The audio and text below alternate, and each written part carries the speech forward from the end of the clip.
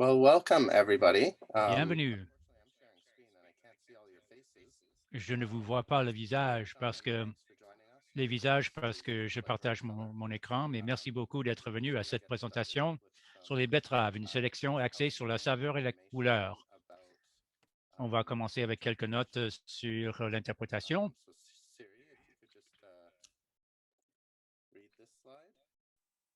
Donc, on demanderait à Siri de lire la diapo. Okay. So for the webinar this year, we are providing simultaneous translation Et to allow donc, ce que participants Siri dit, to c'est listen to the qu'il y language of a their choice. l'interprétation You can simultanée. do C'est this ma by voix. selecting the Donc, language si interpretation vous entendez ma option voix en ce in the moment, ça veut settings dire que bar vous avez to trouvé mute the original l'option. and hear the translation as shown on the screen. Alors, cette année, nous offrons la traduction simultanée pour permettre aux participants d'écouter dans la langue de leur choix. Vous pouvez ainsi sélectionner l'option de l'interprétation qui se trouve en bas de votre écran pour entendre la traduction de l'audio tel qu'il est indiqué à votre écran. Merci.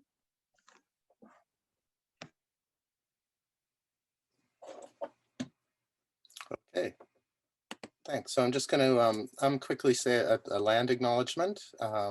Thanks for coming here from wherever you are. While we're meeting virtually today, I'd like to take a moment to acknowledge the importance of the lands which we each call home. The land we live on, work with, and plant our seeds into. From coast to coast to coast, we acknowledge the ancestral and unceded territory of all Indigenous people that call this land home. Recognize the long-standing relationship between the land and all the Indigenous people Canada and is affected by the violence of Qui précède l'établissement de... Désolé. Donc, nous reconnaissons les territoires ancestraux et non cédés de tous les peuples autochtones qui sont ici chez eux. Et on vous invite à réfléchir à ces questions. Quelles sont nos obligations envers les peuples autochtones qui ont habité ces terres avant nous et qui sont encore ici?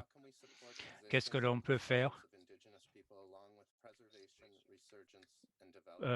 pour travailler avec les peuples autochtones sur les semences et comment vivre et produire comme bons colons en vertu des traités. On vous invite aussi à aller comprendre votre relation avec la terre en allant sur Whose Land ou nativeland.ca.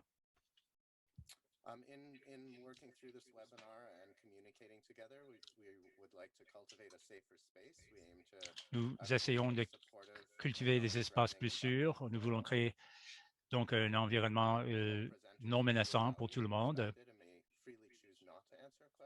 qui offre du soutien. Et ça, c'est pour toutes les personnes présentes. Nous espérons que les conférencières et conférenciers se sentiront appréciés et respectés et qu'ils savent qu'ils peuvent choisir de ne pas répondre à une question. Nous espérons aussi que les participantes et participants se sentiront à l'aise de poser des questions et d'apprendre ensemble. On vous invite à utiliser, de parler au jeu et de définir le « nous ».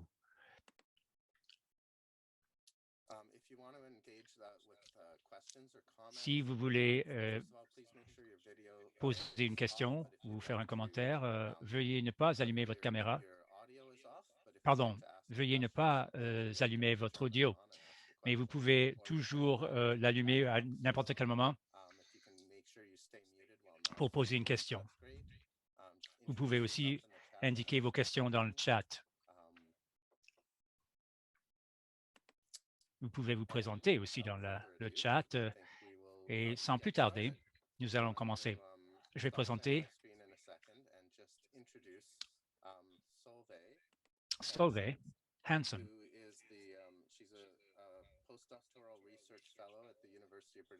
qui fait un postdoctorat à l'Université de la Colombie-Britannique en travaillant sur les essais Canopy et a fait beaucoup de travail sur la sélection des betteraves, des sélections participatives comme productrice et avec des producteurs et productrices. Okay, can you all see that? Tout le monde voit ça? J'espère que vous ne voyez pas les notes. Seulement la photo. C'est exact. Comme David a dit, je m'appelle Solveig Hansen. C'est un plaisir d'être ici avec vous pour parler de l'une de mes cultures de préférence.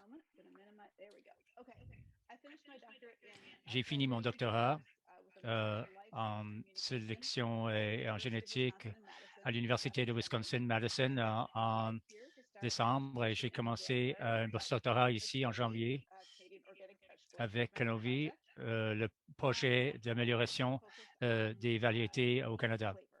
J'ai fait un travail au doctorat sur la saveur des betteraves, surtout la géosmine qui donne un goût terreux. J'ai mené un projet de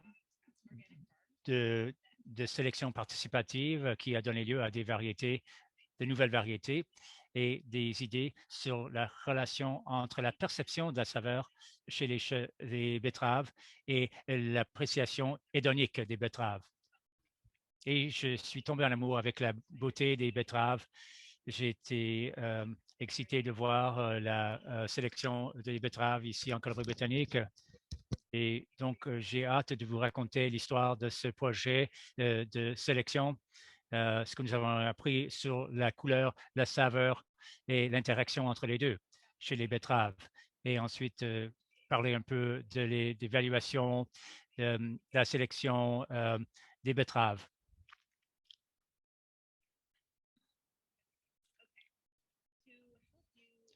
Pour vous aider à me repérer dans le temps, j'ai grandi dans le sud-ouest de l'État de Wisconsin. Je faisais beaucoup de plein air jeune. Je suis allé à l'université et j'ai trouvé de l'agriculture biologique. J'ai passé 8 ans comme propriétaire d'une ferme biologique en Iowa.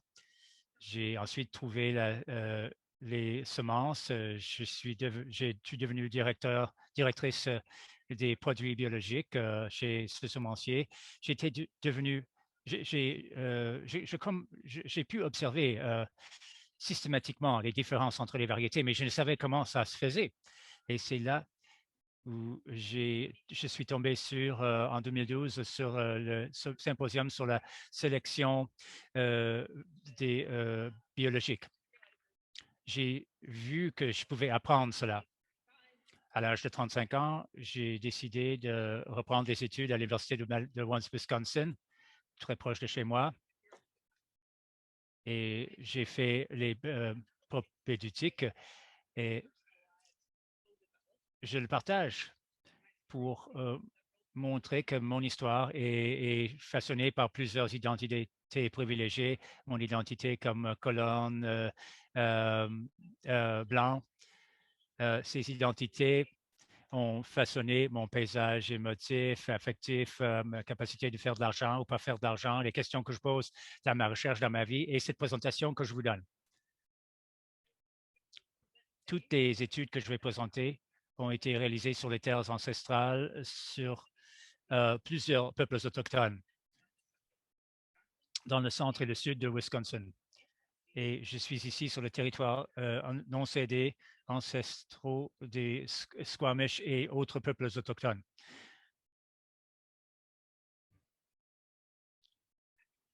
Après avoir trouvé la sélection, j'ai trouvé les betteraves, j'ai trouvé Dr. Erwin Goldman qui m'a invité à se joindre à son laboratoire de sélection des carottes, des betteraves et des oignons.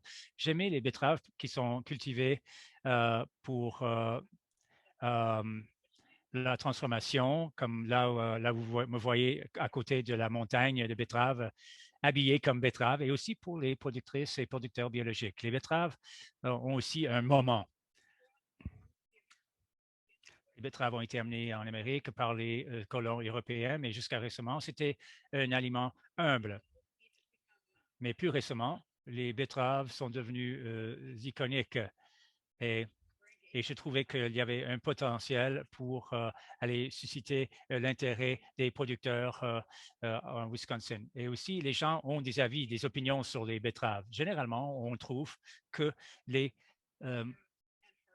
saveurs suivantes s'y trouvent. doux, terreux, amers et âpres, qui sont associés avec un ou plusieurs composés de saveurs. La saveur terreuse est celle qui est le plus souvent associée avec la préférence ou la non-préférence. Les gens disent que les betteraves sont comme une friandise ou comme de la terre.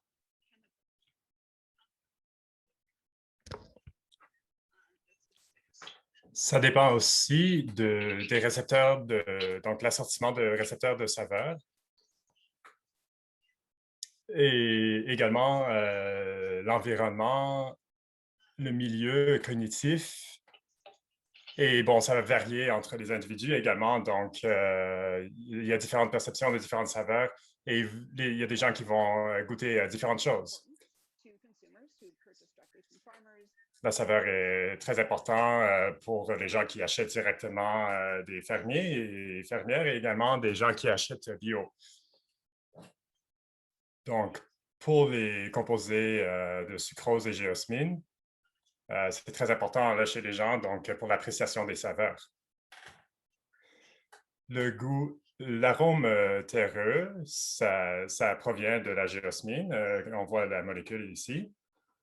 Elle est volatile, ça veut dire qu'elle est aromatique. Elle est connue pour être synthétisée par plusieurs bactéries et champignons. Donc, les êtres humains sont très sensibles. Historiquement, nous avons présumé que la géosmine, qu'on aimait les betteraves justement parce qu'elles absorbaient la géosmine. Et en fait, c'était les micro-organismes qui les fixaient et qui les mettaient dans les légumes. Mais notre analyse des tissus dans des milieux stérilisés nous a montré que cette géosmine était produite même si on n'avait pas les bactéries et les champignons présents. Nous avons trouvé aussi qu'on peut sélectionner pour la géosmine. Donc, ici, on voit qu'on a sélectionné pour le faible taux et un taux élevé de géosmine et que c'est héritable, en fait. Donc, la géosmine il semble être produite, en fait, par les betteraves de façon héréditaire. Et ça veut dire qu'on peut produire de nouvelles variétés avec différents niveaux de géosmine et que ça peut avoir un impact sur la saveur. Ce goût terreux, donc des betteraves avec ce goût terreux peuvent être croisées avec d'autres variétés qui ont moins ce goût-là pour avoir des nouveautés. Ce projet de recherche bidirectionnelle que mon directeur a mené a donné deux populations avec une avec un niveau très élevé en géosmine et une autre avec peu de géosmine. Donc, cela a été parfait pour la sélection participatoire. Donc, la variabilité et la nouveauté est importante chez les consommateurs. Donc, j'ai pris cette approche de sélection végétale participative parce que je voulais voir si ça fonctionnait sur les fermes biologiques et si les consommateurs l'appréciaient. Donc, au niveau de la sélection végétale, comme vous le savez tous probablement, tous et toutes, dans les pays en développement, on utilise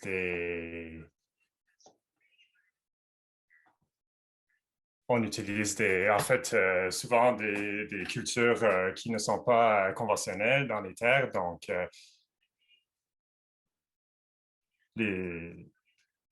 la sélection végétale peut être utilisée aussi au Canada pour les différencier de ces types de cultures typiques ou conventionnelles. Donc, on les a produits vraiment pour les gens qui voulaient ce genre de variété. Et la raison pour laquelle j'ai choisi de faire cela, c'est parce que ça me rend heureuse. Et on sait que l'engagement de la communauté, l'engagement des commerces et des gens, c'est très important de nos jours. Donc, nous avons créé des cultivars spécialisés et on voulait les utiliser pour voir si les gens pouvaient percevoir ces niveaux, ces extrêmes de concentration en géosmine. Et si on pouvait remplacer si on pouvait ajouter ces variétés. Donc, on l'a fait sur cette ferme-là que vous voyez ici, à Evansville, en Wisconsin. Selon ce modèle, nous avons on les a essayés sur les fermes, ainsi que leurs membres pour des paniers, donc qu'ils ont essayé aussi. Nous avons invité aussi plusieurs chefs à les essayer comme groupe central. Et nous sommes allés vers les consommateurs également pour voir, les consommateurs qui venaient de tous les milieux pour voir qu'est-ce qu'ils en pensaient. Voici le cycle de sélection pour les 2 premières années. Donc, si on parle des betteraves à faible taux en géosmine, ici on a 30 variétés.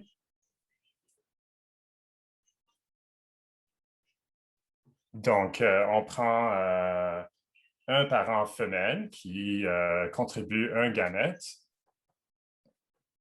Et en fait, avec la pollinisation ouverte par le vent, on a produit 30 familles différentes, donc avec l'autre gamète qui venait des autres variétés. Cela, on a fini avec 5 familles. Et cela nous a permis de partir, en fait, la 2e année de production. Donc, la sélection végétale nécessite une grande population variée pour la sélection. Nous voyons dans ce tableau, clairement, que les niveaux de géosmine, on voit que les populations sont très différentes. Vous voyez, la moyenne de géosmine est différente ici.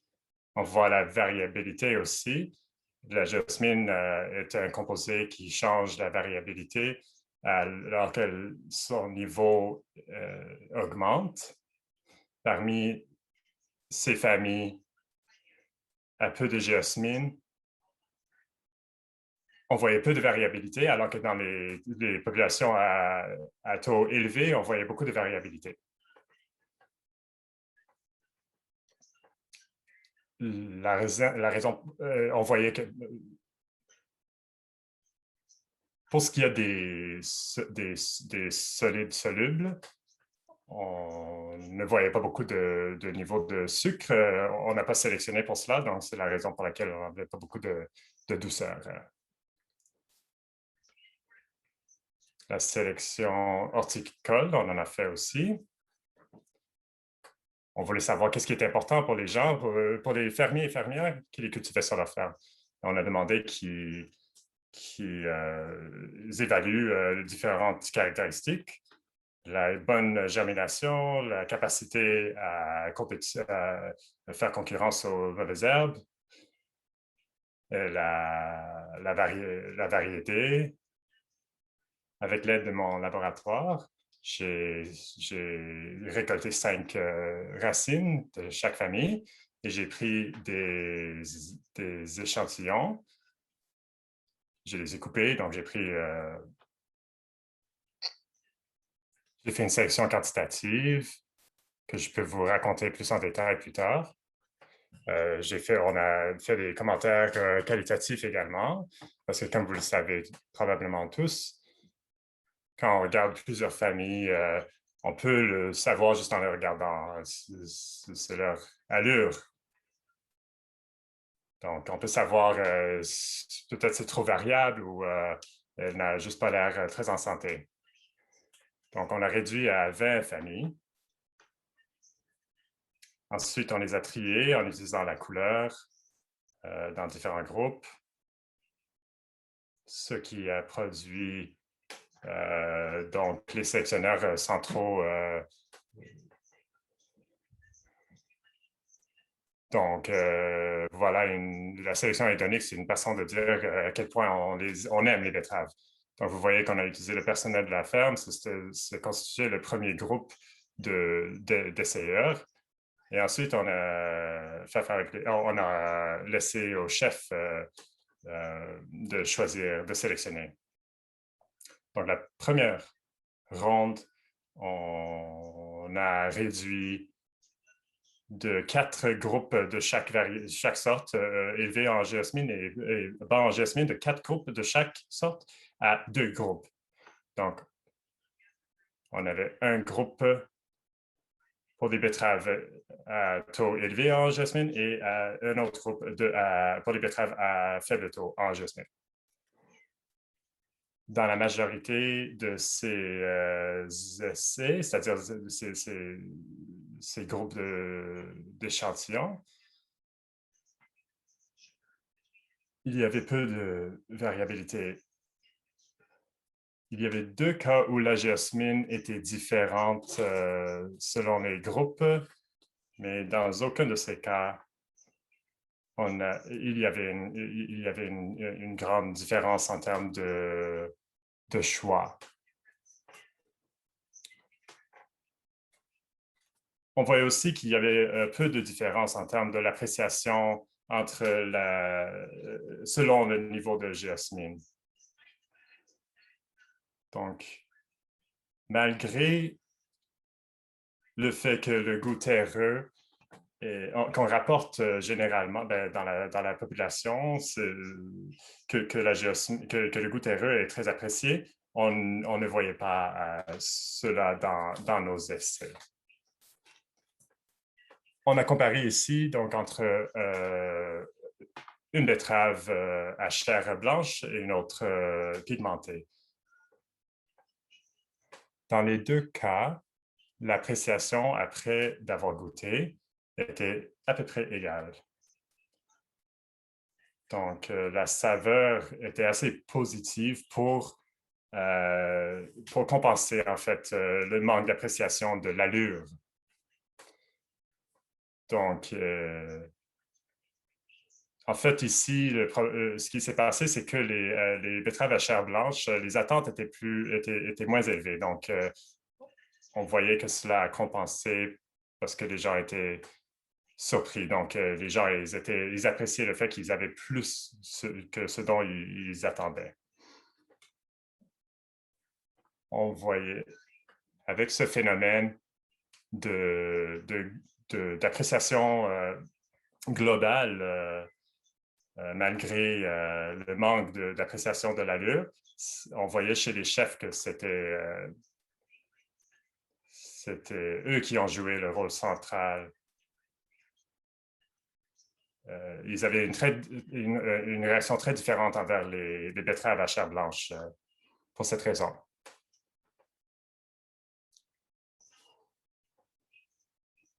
Dans ce cas, nous avons sélectionné selon l'appréciation globale. Nous regardions aussi comment le niveau de géosmine a changé. Donc, on voit ici qu'il y a une divergence. Les 2 cultivars qui sont sortis du projet avaient une différence significative en termes de géosmine. Dans le niveau ça, c'était dans le groupe à faible géosmine. Dans le groupe à taux de géosmine plus élevé, on voyait qu'il y avait peu de variabilité.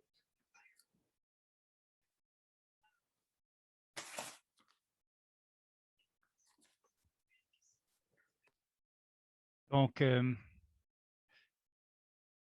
cette divergence était associée avec la dérive génétique, ou un goulot d'étranglement dans notre processus de sélection. Voici ce que nous avons trouvé. Pour les sélections à faible teneur en géosmine, les populations commençaient à essayant de séparer les 3 grandes couleurs des betteraves. Je peux vous en parler davantage en des termes biochimiques. Donc, il y avait le groupe blanc. Le groupe à la ferme a choisi une betterave rouge traditionnelle en faible teneur en géosmine. Et cette variété sera vendue par Fruition Seeds à Naples, dans l'État de New York. C'est bien que ça va se faire, mais les niveaux de géosmine sont bas et pourtant, il y a beaucoup de cultivars qui ont des niveaux de géosmine très similaires. La géosmine ne donne pas une expérience savoureuse différente des autres betteraves que vous allez trouver. Tandis qu'avec les variétés à haute teneur géosmine, c'est-à-dire le double de Bull's Blood, qui est le plus élevé que l'on connaît, représente de nouvelles possibilités de saveurs. Nous avons deux variétés ici, Moving Target, une betterave de type Kyoga, qui a gagné chez les consommateurs, et le blanc est venu deuxième. Je trouvais que c'était tellement unique avec la pétiole rose. Et Blushing Not Bashful sera aussi vendu par Fruition l'année prochaine si tout marche bien. Le groupe à la ferme a aussi choisi une autre betterave de type Kyoga, mais avec moins de pigments, plus proche des betteraves Kyoga que tout le monde connaît. Moving Target est beaucoup plus pigmenté. Après ces deux cycles de sélection, ça va pour le temps?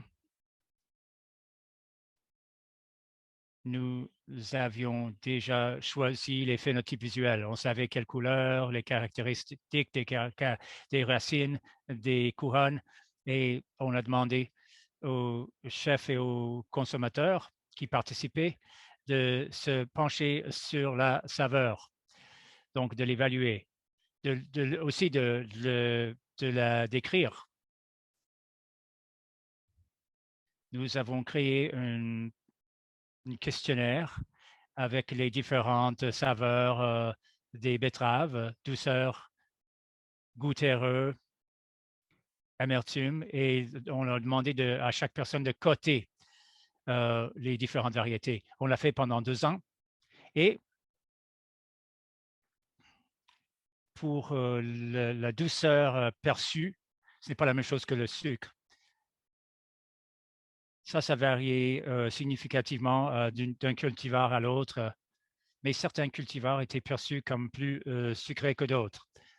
Blushing Not Bashful, indiqué avec cette astérique rose, était dans la classe la plus douce dans tous les événements de dégustation. Snow Globe était dans le groupe le plus élevé dans 4 des événements de dégustation. Mais il n'y avait pas de différence dans le sucre, les solides solubles entre ces cultivars, malgré les différences perçues de douceur. Mais ça a été vu aussi chez d'autres cultures où les composés aromatiques et amers peuvent masquer ou augmenter la douceur.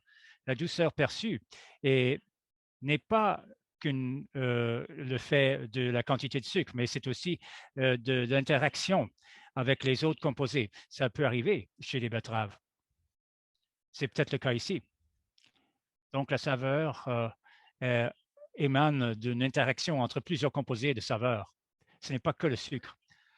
Le goût terreux perçu a varié aussi significativement, a fluctué beaucoup entre les cultivars dans les 2 années, mais aucune variété était perçue comme plus ou moins terreuse, malgré qu'il y avait des différences significatives entre les niveaux de géosmine entre les cultivars. On regarde les boîtes noires, les barres noires sont les cultivars à haute teneur en géosmine. Le gris, c'est une variété Snow Globe à faible teneur en géosmine. Et il y a 2 ou 3 fois le niveau de géosmine dans ces cultivars noirs, ou représentés en noir. Et pourtant, le goût terreux perçu ne fluctuait pas entre les cultivars. Par contre, les différences significatives entre les goûts terreux ont été vues chez des cultivars qui n'avaient pas de différence dans la teneur en géosmine. Ça veut dire que la saveur est influencée par d'autres choses. Ou peut-être que le mot terreux n'est pas assez descriptif pour bien rendre l'expérience savoureuse, l'expérience de saveur que chaque personne avait. Les différences en goût terreux n'étaient pas associées avec le niveau de géosmine, mais étaient associées avec la douceur et l'amertume. Le goût terreux était corrélé négativement avec la douceur.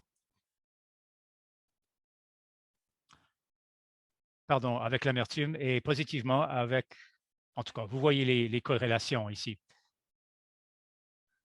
Peut-être que les gens étaient en train d'interpréter le mot goût terreux comme étant beaucoup d'amertume et peu de douceur. La préférence, l'appréciation était corrélée positivement avec la douceur, corrélée négativement avec l'amertume. Ça, c'est pas surprenant. Mais il n'y avait pas de corrélation significative avec le goût terreux.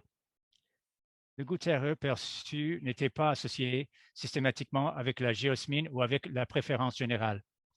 Qu'est-ce que cela nous dit? Cela nous dit que l'appréciation des betteraves n'est pas déterminée par la concentration de géosmine. Ce n'est pas le seul élément qui contrôle la préférence. Bien que les gens disent souvent qu'ils n'aiment pas les betteraves parce que ça goûte le fond de gorge, ça goûte la terre.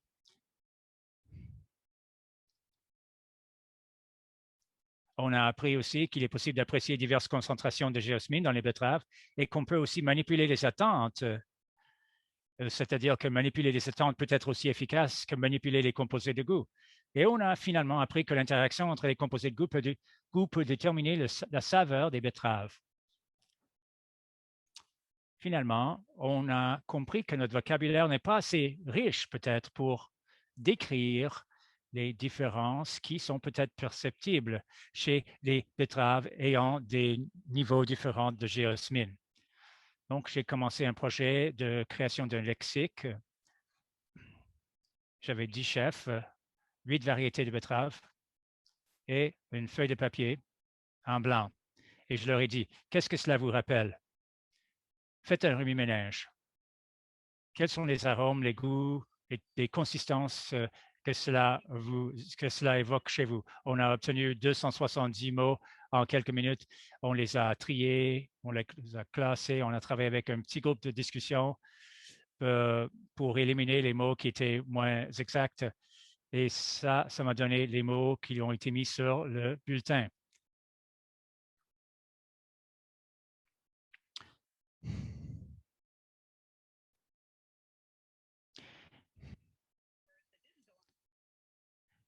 Mais on a utilisé ces mots qui ne se trouvaient pas sur le bulletin, sur le questionnaire, pour créer une roue de saveur.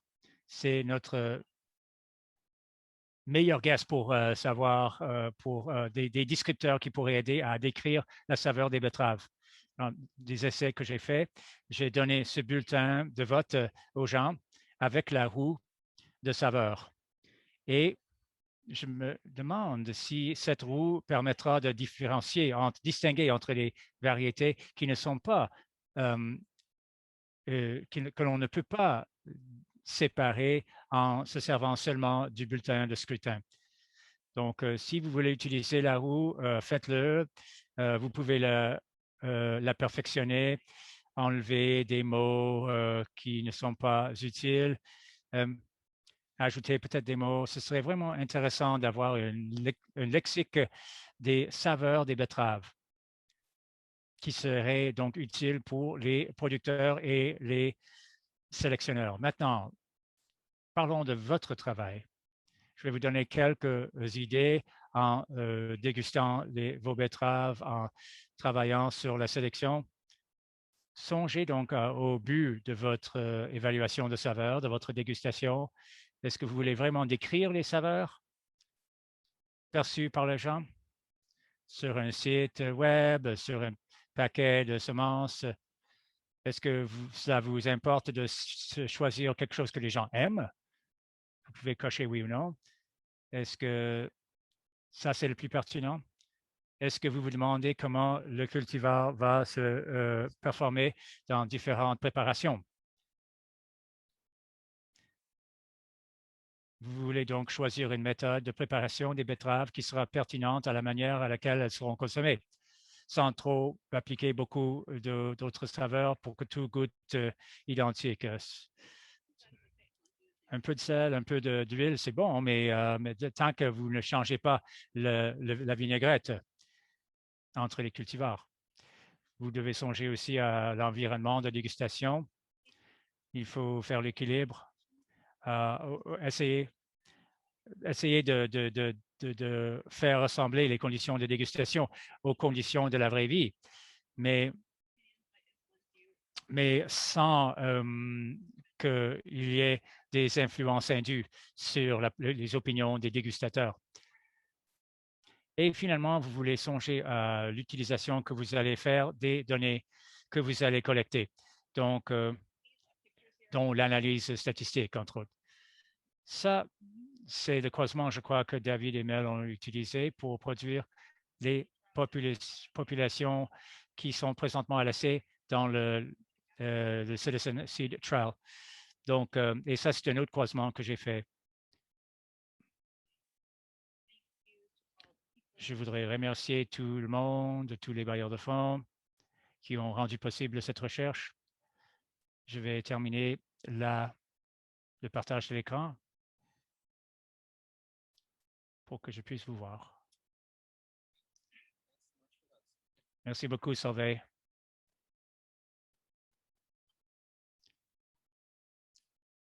Maintenant, plusieurs personnes sont ici parce que vous faites partie du Citizen Seed Trial, l'essai des semences, essai citoyen.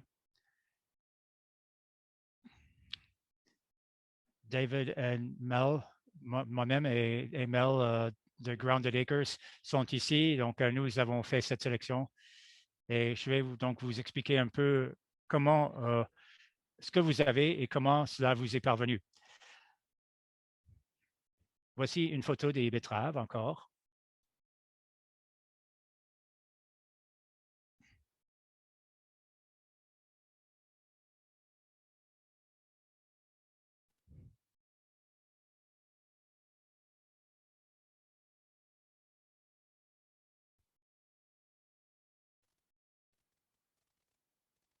Cette population de betteraves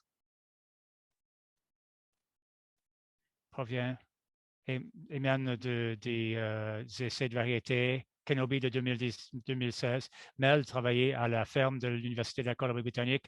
Il y avait environ 7 variétés anciennes et 6 variétés Kyoga, de type Kyoga. Je pense que Mel a pris le meilleur de tous les Kyoga. Moi, j'en ai reçu une population, elle aussi. Donc, de multiples parents de chaque. Et moi, ce que j'ai fait, j'ai planté les betteraves pour effectuer le maximum de croisement entre les deux variétés, mais j'ai collecté les semences séparément des deux populations. Et ce que j'ai remarqué, c'est que le rendement a été plus que le double du gold. Et quand j'ai replanté ces semences, la population provenant de Kyoga et la population des Kyoga mères et les Gold mères. Ça, c'est les deux populations. En haut, vous voyez la population émanant des Kyoga et en bas, ça, c'est la population venant des Gold, des betteraves d'or, dorées. Pour sélectionner la génération suivante et savoir que j'avais des croisements, c'était facile pour la population d'or parce que vous voyez que certaines des betteraves étaient peut-être un croisement entre deux betteraves dorées. Et dans la population du haut, peut-être que quelques-uns des Kyoga sont un croisement entre deux Kyoga.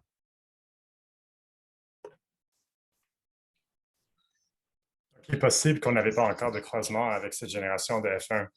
Donc, en fait, je prenais une grande diversité de bonnes betteraves. Donc, si elles étaient de la bonne forme et la bonne grandeur, et je les replantais. Donc, j'aurais pu faire un contrôle beaucoup plus accru. Mais j'ai sélectionné vraiment juste pour les rayer et pour la couleur dorée. Et il se peut que, en fait, il y avait juste une grosse variété, un gros mélange de croisements.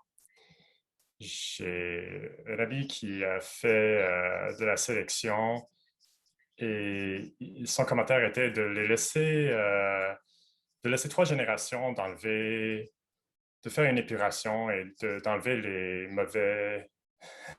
les mauvais cultivars, et ça peut prendre jusqu'à 10 ans là, pour avoir une bonne population et jusqu'à 15 ans pour avoir une vraie nouvelle variété. Donc, voilà, ça a été mon processus de ma démarche que j'ai suivi pour la population. Je vais introduire maintenant Mel Sylvester et je vais jouer une petite vidéo qu'elle a mise sur Internet récemment et elle parle de sa démarche à elle.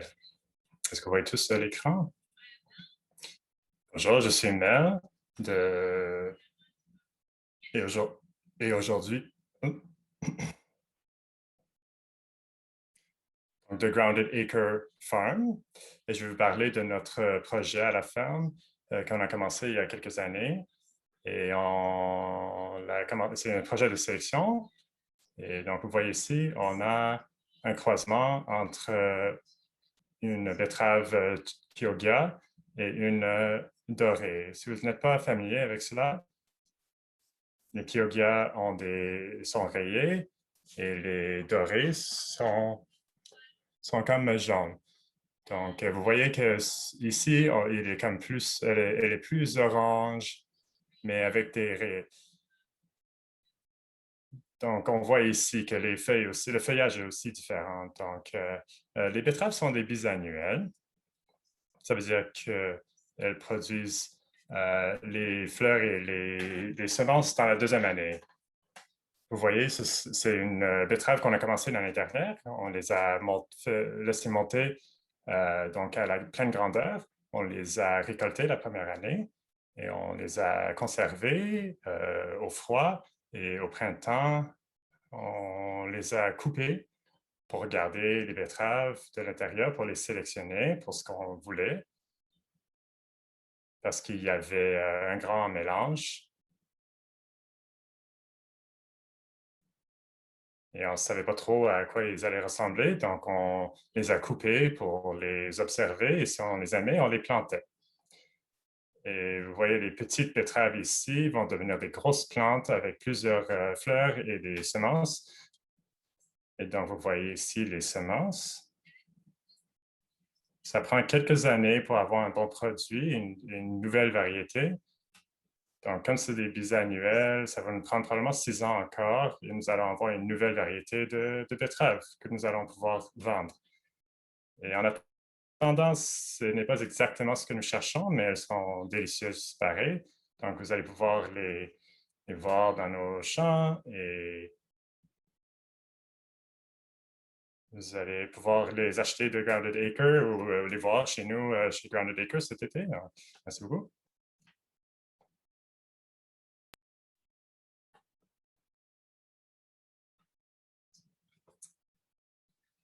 Est-ce que vous m'entendez?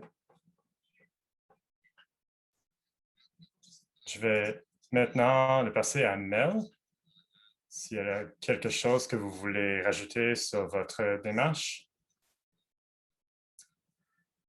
Et après cela, nous allons l'ouvrir aux questions. Je n'aime pas me regarder à l'écran, mais merci. Est-ce que vous m'entendez bien?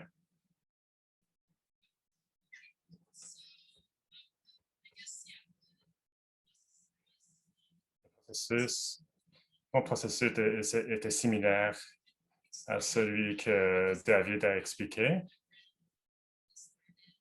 Donc, je vous donne un peu de fond sur comment j'ai commencé. Ça fait partie de l'histoire.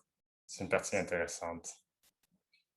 Donc, ce projet de sélection n'était pas planifié à l'époque. Ce n'était pas la seule chose que je faisais au moment, mais ça fait partie de notre parcours en tant que fermière ou fermier. Et parfois, on voit des choses, donc je me suis dit, ben, ça pourrait être un super projet de sélection. Donc, celui-ci, je l'ai trouvé parce qu'on faisait les essais d'allées bio. Et nous essayons de découvrir quelles étaient les meilleures variétés de Kyoga et de betterave dorée pour notre notre producteur de semences, pour les maraîchers et pour ceux et celles qui produisent chez eux. Donc, on avait l'intention, en fait, là, de commencer avec des semences, de produire des semences, mais non nécessairement pour sélectionner. Donc, j'avais une douzaine de variétés que nous produisons. Et à la fin de la saison, nous avions toutes ces betteraves disponibles. Alors, on était curieux. Et on s'est dit, si on dit à nos producteurs, ce serait intéressant de leur dire aussi les rendements qu'ils pourraient attendre avec chaque variété. Nous savions que chez les Doris, les rendements étaient bien inférieurs au Kyoga. Tout dépendamment de la provenance. Donc, c'était un projet que j'ai fait à côté de l'allée bio, les essais d'allée bio. Donc, on a eu des petits problèmes avec la collection de données et ce qui s'est passé en conséquence. Tout ça s'est passé pendant que j'étais à la ferme à l'Université de Colombie-Britannique. Alors, je me permettais de faire quelques projets de côté. C'était un peu plus facile à l'époque. J'avais plus de temps de le faire, mais on était quand même une ferme de production et nous n'avions pas énormément de temps pour collectionner les données. Donc, on a réussi à avoir une grande quantité de semences de chacune des variétés. Mais similairement à David, je voulais les diviser en variétés. Donc, lors de la première génération, nous avions différents croisements qui sont sortis. Donc, une fois que les semences étaient prêtes, nous nous sommes demandé qu'est-ce qu'on allait faire avec cela. Donc, c'est à ce moment-là que le projet de sélection a été né. Donc, j'ai essayé de collectionner des données sur les rendements et on a conservé ces semences-là et on les a divisées en familles et on les a replantées l'année d'après. Donc, on les a triées selon les variétés. Et notre attente était qu'il y allait avoir des croisements. Donc, ça nous a permis d'observer ce qui se passait. Et dans la population de Kyoga, je ne voyais pas beaucoup de couleurs dorées qui sortaient. Quand on les ouvrait, on voyait un peu de différence avec les originales, mais il y avait quelques dorés, mais je ne savais pas si... En fait, c'était juste parce que je les avais mélangées, les semences, parce qu'il arrive parfois qu'elles restent prises dans les... donc, on peut les perdre. Donc, dans la population de 3 variétés de dorés, on avait plus qui sortaient avec les caractéristiques des Kyoga. Alors, j'étais plus convaincu qu'elles étaient vraiment des croisements. Donc, on a conservé plus de ces semences-là à la ferme de l'Université de Colombie-Britannique. Donc, la plante mère était probablement la dorée et on croit qu'en fait, les gamètes venaient des Kyoga qui ont été pollinisés par le vent.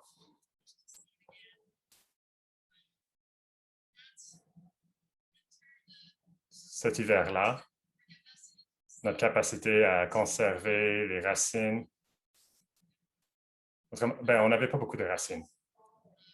On n'avait pas assez.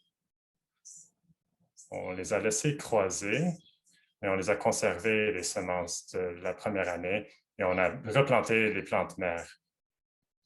La deuxième année, on a laissé tout croiser et on a toujours gardé les plantes mères à part pour tester la progéniture plus tard. Donc, on essaie de les grandir, mais on voulait quand même garder la génétique mère. Donc, rendu à la quatrième année, nous allons continuer à les faire pousser. Et en fait, ça, c'était l'année dernière qu'on les a poussés, qu'on les a cultivés. Et à ce moment-là, c'est devenu plus évident que oui, on a un croisement. Parce que ce que j'ai regardé dans le champ, c'était la population des plantes mères. Désolé si je n'utilise pas le bon vocabulaire. Mais dans une parcelle, j'avais les Kiolia, j'avais des dorés, j'avais des croisements, et j'avais des croisements que je recherchais. Donc, après de les avoir vus, ce que j'aimais, c'était une betterave rayée, assez définie, comme chez les Kioga, mais avec un fond orange au lieu de blanc. Donc, on voyait aussi que ça sortait dans les feuilles. Et donc, un mélange de... Je n'avais jamais vu ce genre de betterave, en fait. Donc, j'imagine qu'elles doivent exister quelque part. Ça doit être disponible quelque part dans un semencier obscur. Mais commercialement, tu ne les avais pas vues. Et pour commencer, bon, j'étais très fan des betteraves. Je les adorais. Donc, pour les autres cultures, ben, je n'étais juste pas assez passionné. Donc, l'année dernière, on a conservé encore les racines. On les a... Et c'est l'année que j'ai arrêté à la ferme à l'Université de Colombie-Britannique. Si je me trompe, Solveig, vous avez participé à cette sélection-là.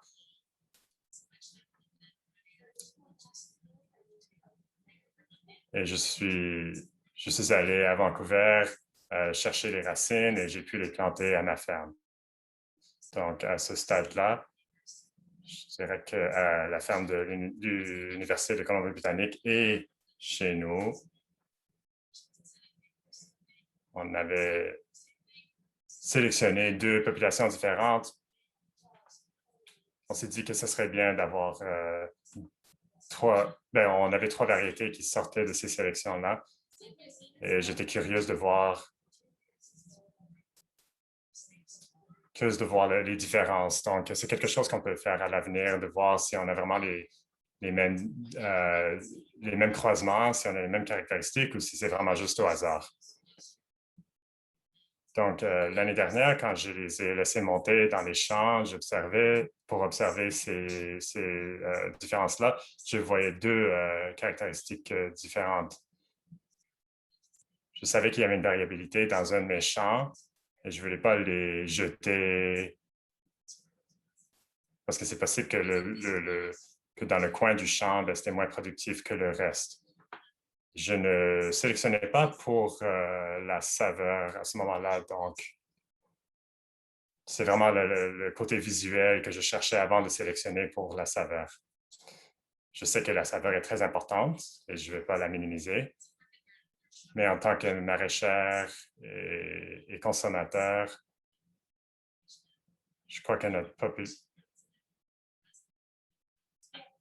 je ne crois pas que nous avons vraiment un palais très développé pour les betteraves, donc on est plus habitué aux variétés conventionnelles.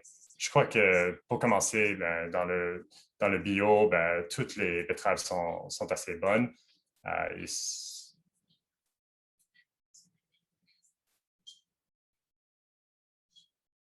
Si j'allais lancer donc une nouvelle variété, je voudrais assurer que le goût est très bon.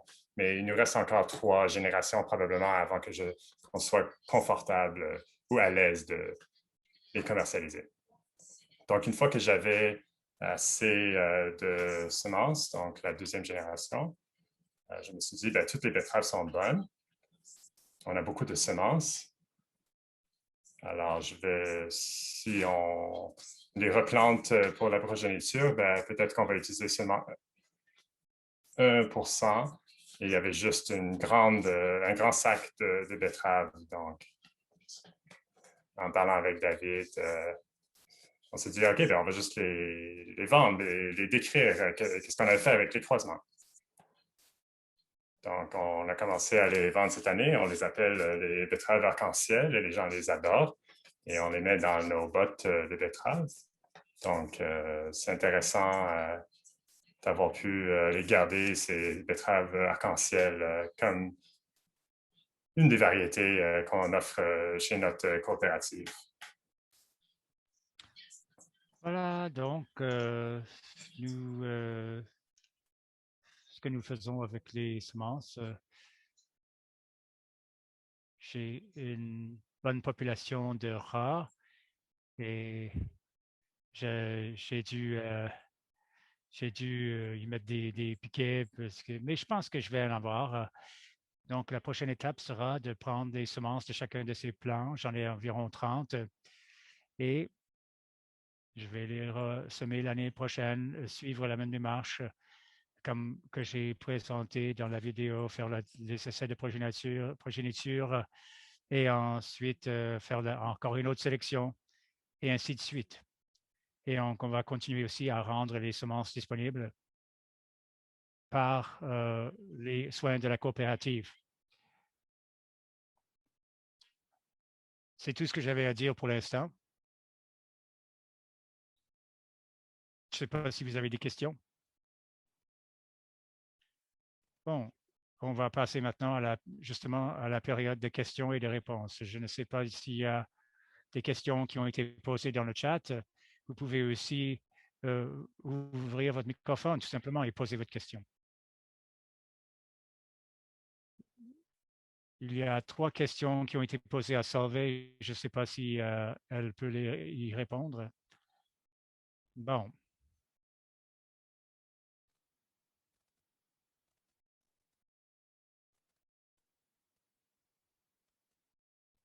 Où est-ce qu'on peut trouver ma thèse de doctorat? Vous n'avez qu'à chercher dans les bases de données des thèses, prothèses. Et si vous n'avez pas accès à cela, je vous l'enverrai. Vous n'avez qu'à m'envoyer un courriel. L'article sur le programme de sélection participative a été soumis à une revue scientifique et cet article sera publié d'un jour à l'autre. Cette étude se poursuit depuis combien de saisons? La première année de sélection était en 2016. Les populations de départ avaient été préparées à partir de 2012. On a créé les phénotypes de base et ensuite il y avait 2 années de sélection pendant la dégustation. Une fois qu'on savait quel était le rendement horticole et la couleur désirée, on continuait à raffiner cela. Et on utilisait aussi la dégustation pour caractériser la saveur et voir le niveau de préférence. Je pense que Mel utilise une stratégie très logique. Quand c'est une betterave qui provient de 2 cultivars très appréciés, c'est toute une gamme de composés de saveurs et la variabilité entre familles est petite. Donc, vous allez trouver quelque chose à bout de ligne qui sera acceptable. C'est la couleur beaucoup qui va déterminer les décisions d'achat. Enfin, l'étude, où est-ce qu'elle a été réalisée? La partie rayonnement a été fait dans une station agricole à 15 minutes du centre-ville de Madison, en Wisconsin. Et puis, la ferme, c'est à 40 minutes au sud de Madison, sur des sols sableux, limoneux. Est-ce que ça répond bien aux questions?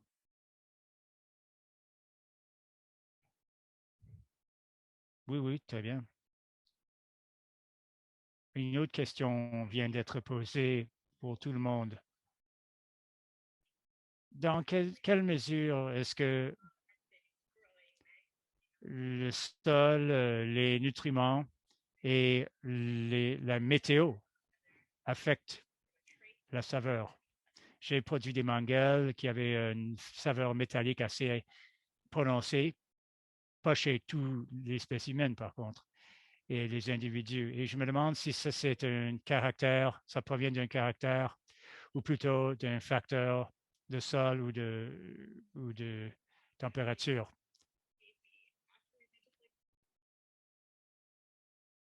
On m'a donné le mot sharp. Donc, je ne sais pas quel est le niveau de géosmine dans les mangels, mais je pense que ça devrait être assez élevé. Et peut-être que c'est une variété à forte teneur en géosmine et c'est ça qui est perçu comme métallique. Mais la vraie réponse est que je ne sais pas tout à fait, mais plus les conditions sont des conditions de stress et plus les composés que les plantes produiront pour se protéger seront présents et cela pourrait donc donner lieu à des betteraves avec des saveurs plus rébarbatives. En 2016, je faisais des essais sur toutes les variétés commerciales et la saveur était un élément clé de l'évaluation. Mais on avait toutes les betteraves produites sur la ferme de l'Université de la Colombie-Britannique, de l'UBC, comme le côté mer, et les autres betteraves étaient du côté sœur. Vous allez trouver le rapport sur le site et la variété qui est côté le plus élevé.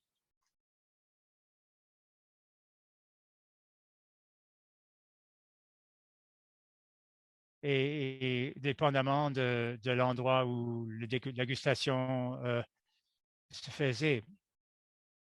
Je pense que ce que Solvay a dit est vrai. Elle est mieux placée que moi pour parler de cela. Mais effectivement, le type de sol peut avoir un effet. Parce qu'une autre ferme avant, sur l'île de Vancouver avait toute une autre série de résultats où ma variété n'était pas bien cotée.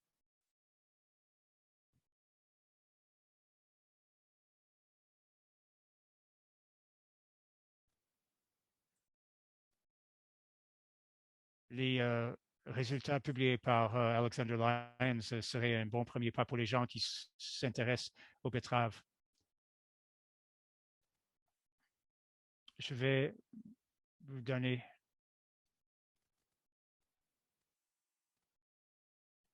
un lien au rapport dans le chat. Je sais que vous pouvez le trouver sur le site du BC Food Web aussi. Question de l'œuvre. C'est intéressant de comprendre un peu le débit de la sélection ou la démarche de sélection.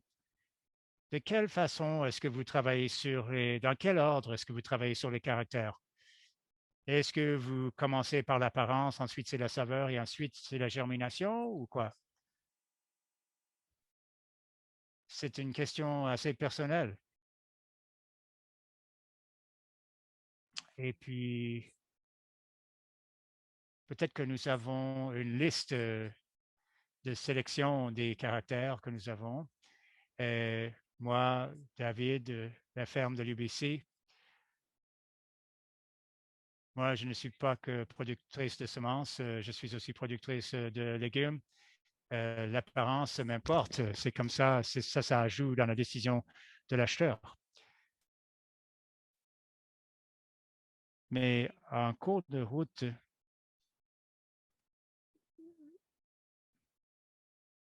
j'ai découvert, si je découvre qu'il y a un lot qui ne germine pas bien,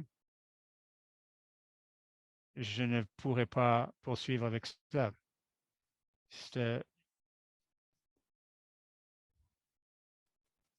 C'est un projet qui me colle parce que j'aime ça. Je n'ai pas une idée très précise pour l'instant. Je m'intéresse surtout aux aspects visuels, mais les autres caractères ergonomiques vont entrer en ligne de compte tôt ou tard. L'autre chose que je voudrais dire,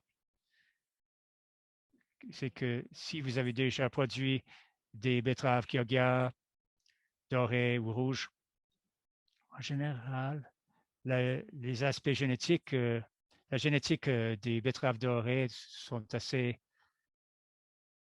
faibles. À un moment donné, on a laissé tomber les betteraves dorées. Peut-être que ce sont des cultivars qui ont été comme perdus. Ça veut dire que la génétique de ces cultivars est assez faible. On n'a pas beaucoup de caractères avec lesquels on peut travailler. C'est cela que je trouvais, c'est là l'intérêt, c'est l'intérêt que je voyais de ce croisement entre les deux variétés, doré et rouge. J'ai remarqué beaucoup de vigueur et on commence à voir les caractères agronomes qu'on aime comme producteurs, des rendements élevés. Quand on faisait des essais, je cherchais une variété obscure, peu connue, dorée, qui aurait un excellent rendement, mais Sunrise Bulldog sont corrects, mais ce n'est pas vraiment des variétés qui offrent un vrai bon rendement.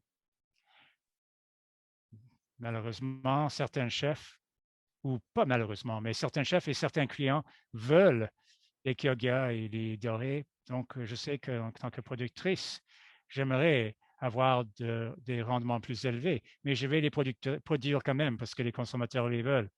Je vais faire moins d'argent et je dois les désherber autant que les autres.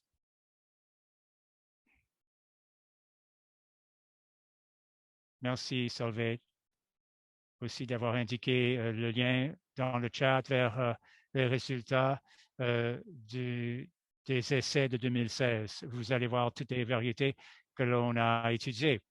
Un commentaire parce que Mel en a parlé un peu. Comme producteur qui essaie de faire un projet de sélection sur un petit lopin de terre, c'est dur. On n'est pas payé pour cela et on ne fait déjà que peu d'argent. Donc, ce n'est pas le genre de choses dans lequel on va investir beaucoup d'efforts. Mais parfois, on peut recevoir du soutien de la part des programmes de sélection participative. Ça enlève un fardeau des épaules du producteur. Si j'avais eu ce soutien, je l'aurais peut-être fait. Et l'autre chose auquel Mel se référait est que les deux variétés sont commercialisées sur le site Ecocide de la Colombie-Britannique, même si les variétés ne sont pas encore à l'étape de la commercialisation. Quand j'ai commencé à faire de la sélection, à produire des semences et à songer à la sélection, je me suis dit, bon, ça va prendre 10 ans pour arriver à une variété que je peux vendre. Ça, c'est du travail que l'on jette. On n'utilise qu'une petite partie des semences. Les autres sont à jeter. Personne ne nous rémunère pour tout ce travail-là. Donc, c'est comme une façon de soutenir ce projet ce genre de travail de plus longue durée, de sorte qu'après 10 ans, on n'a pas breveté la variété résultante. Tous les droits de propriété intellectuelle et tout le travail, on pourra se rémunérer tout au long du processus. Ce n'était pas un modèle choisi exprès, mais on l'a fait, on a décidé de le faire tous les deux dans les rangs de betteraves mélangées, mixtes. J'ai un excellent rendement.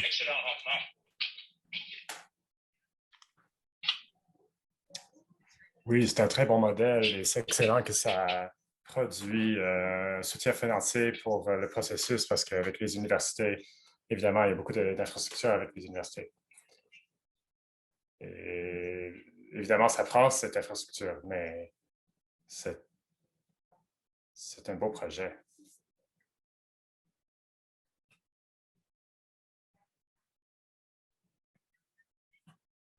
Je n'ai pas d'autres questions ici dans le clavardage. J'avais une question moi-même. J'aimerais savoir si quelqu'un parmi vous connaît les traits ou caractéristiques dominantes chez les betteraves. J'ai lu sur la génétique des betteraves en termes des couleurs ce matin. Est-ce que vous parlez pour la couleur ou vous parlez d'autres caractéristiques?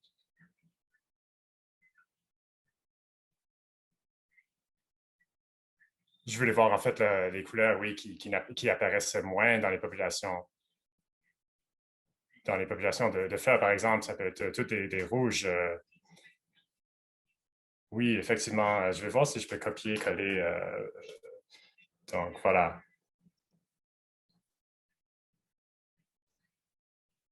Donc, vous voyez, il y a deux génétiques mosaïques dans les betteraves. Donc, pour les betteraves rouges et les jaunes. Quand c'est Donc, quand la génétique fonctionne bien, elle codifie donc l'enzyme qu'elle est supposée codifier.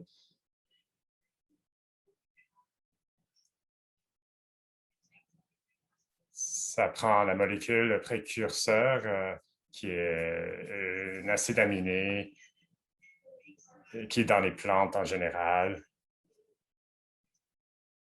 Et ça produit un composé.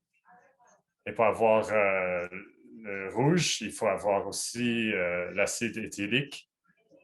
Et pour le gène Y, ça fait cet acide-là. Donc, si vous n'avez pas la génétique de la rouge, vous sortez avec la dorée. Donc, vous voyez, et si vous avez les deux génétiques, c'est-à-dire l'acide aminé et l'enzyme, vous avez le rouge. Si vous n'avez pas, si vous avez le gène récessif Y,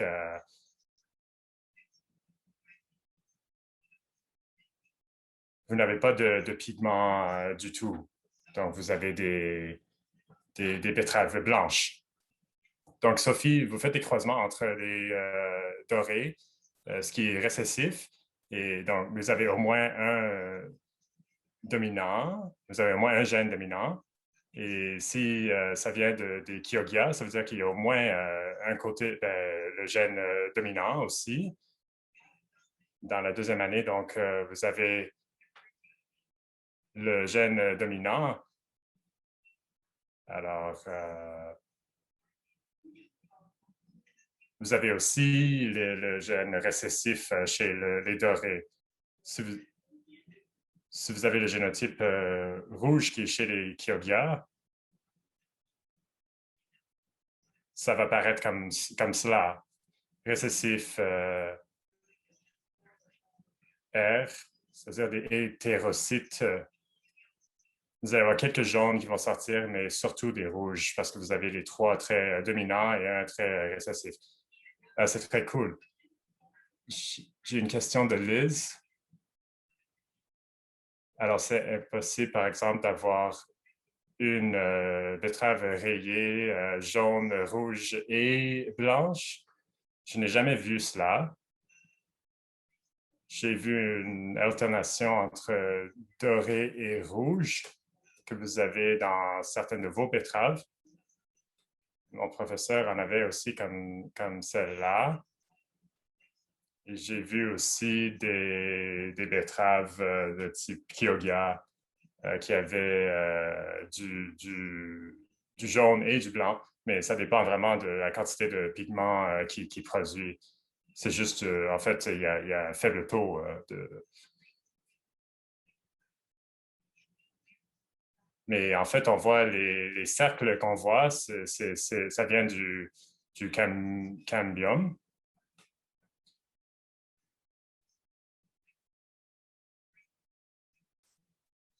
C'est juste des tissus, en fait, qu'on voit. Elles sont faites comme ça, donc c'est les pigments qui sont distribués selon ces anneaux-là. Je n'ai jamais vu les 3 couleurs dans une betterave. Je ne sais pas comment on pourrait y arriver, mais ça serait assez incroyable. J'ai remarqué qu'il y a une question.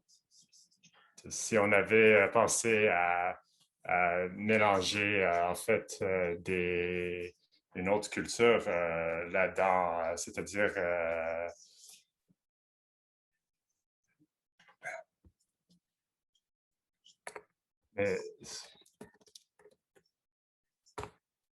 en fait, c'est pour savoir si on pourrait intégrer la bêta-carte là-dedans, mais en fait, ça prendrait probablement 20 ans si on voulait faire cela. Donc, j'ai pensé intégrer des betteraves cylindriques parce qu'on a sélectionné pour les betteraves rondes, mais ça va rajouter plusieurs années de sélection au projet. Ce n'est pas une raison pour ne pas le faire, mais peut-être on pourrait le faire l'année prochaine. Est-ce qu'il y a d'autres questions en termes de mélanger la bêta-carte? La bonne chose avec la blette,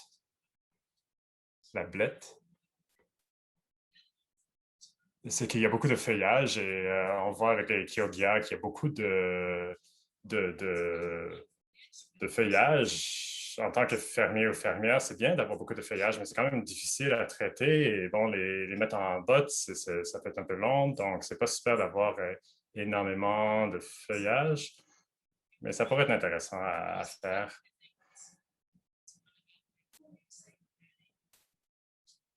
Une autre chose qui pourrait être intéressante, mais qui rajouterait probablement beaucoup de temps au projet de sélection.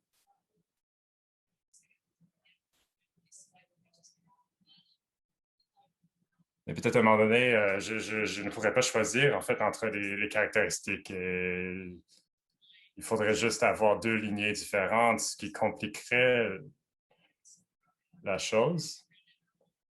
Il faudrait par contre que je trouve quelqu'un qui voudrait aider à faire ce type de croisement-là parce que je n'aurais pas envie de commencer à les couvrir et les isoler. Donc, je voudrais le faire sur différentes fermes. Donc, produire deux ou plusieurs sortes en même temps, je ne voudrais pas faire cela. Donc, je ne pense pas que je le prendrais sur le dos parce que j'ai déjà énormément de... J'ai 12 variétés que je fais, que je cultive. Donc,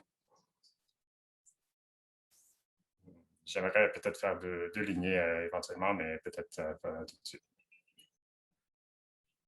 Nous avons fait quelques expériences avec les croisements entre les pétacardes et les betteraves et c'est intéressant. Ça donne des plantes. Ça dépend de ce que vous cherchez.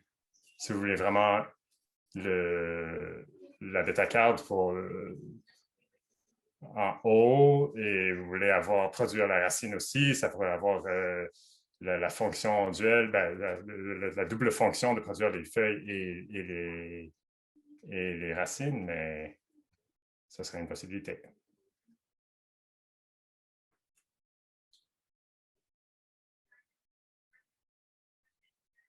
Il n'y a plus de questions ici dans le clavardage. Alors, je vais passer à David.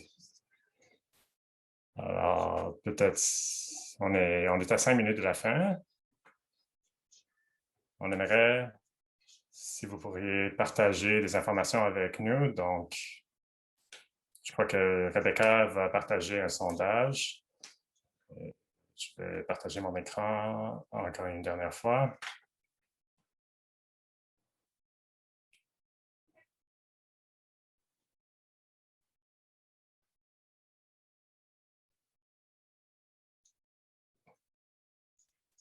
Est-ce que vous voyez mon écran?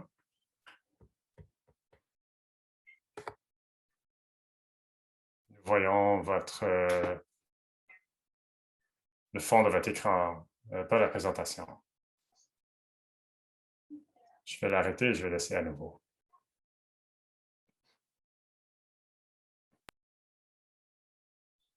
Et maintenant?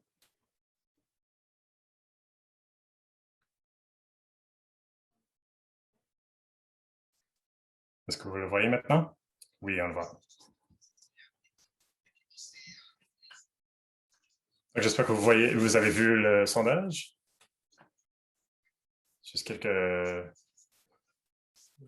Donc, pour résumer les réponses, vous pouvez aussi partager les informations ou nous donner votre rétroaction dans le clavardage ou sinon nous envoyer un courriel. Donc, voici un peu ce qu'on cherche dans les questions de rétroaction, changement dans les connaissances, qualité globale. Vous pouvez aussi nous envoyer un courriel. Et, gardons le contact. Donc, voici quelques sites web. Et le prochain webinaire est sur sélectionner les variétés de spécialités. Je pense que ça va être en septembre, mais nous avons toute une série de webinaires d'ici la fin de l'année. Donc, on aimerait vous voir.